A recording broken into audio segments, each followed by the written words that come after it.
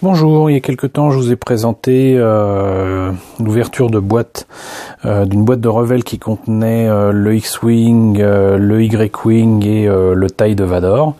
Je vous ai présenté déjà une vidéo avec le X-Wing, il est temps de vous montrer ce que donne le TIE de Vador, que cette fois-ci j'ai peint, que j'ai repeint entièrement, voilà. Je me suis même permis avec un essai de bande autocollante de masquage trouvé à Action pour pas trop cher, m'essayer de nouveau à quelque chose que j'aime pas du tout, à savoir masquer des pièces pour pouvoir les repeindre.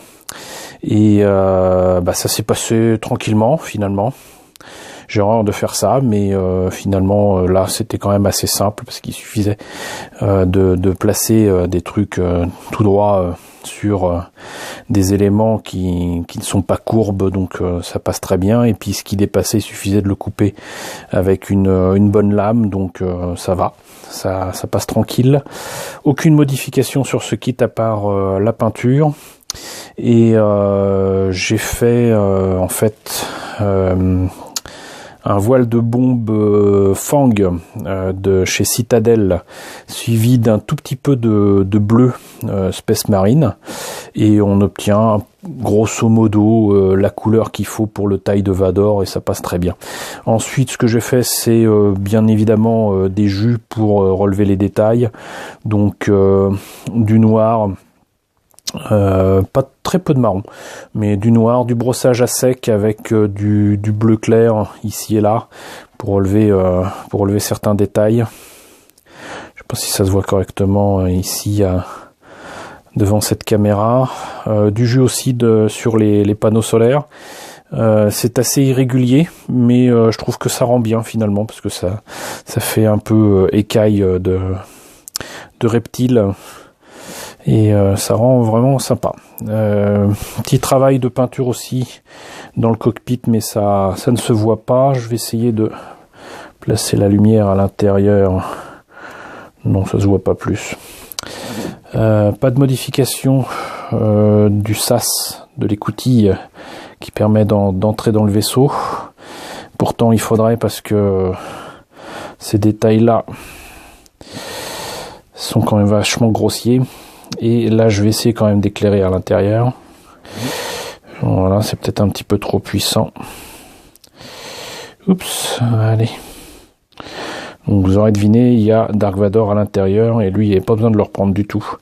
Il est pré-peint, mais il est juste magnifique. Voilà. L'intérieur du cockpit n'est pas celui du film malheureusement, mais on s'en contentera. Et le résultat final est quand même pas si mal. Je ne l'ai pas collé du tout. Ça me permet de le transporter en enlevant notamment les panneaux.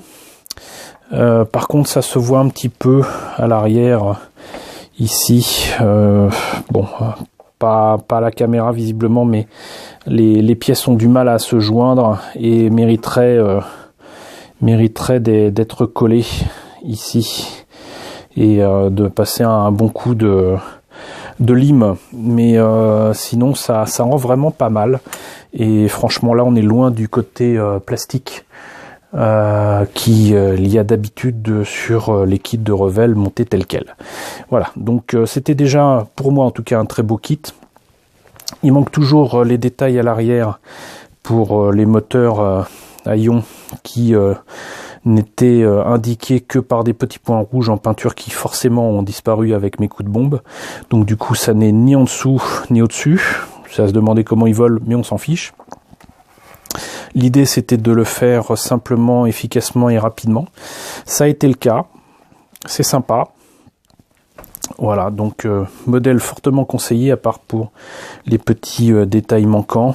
Et si vous le trouvez pas cher, précipitez-vous, franchement, ça vaut le coup, que ce soit pour ce grand modèle ou pour le tout petit qui existait dans la collection EasyKit Pocket. Voilà, écoutez, j'espère que cette présentation vous a plu.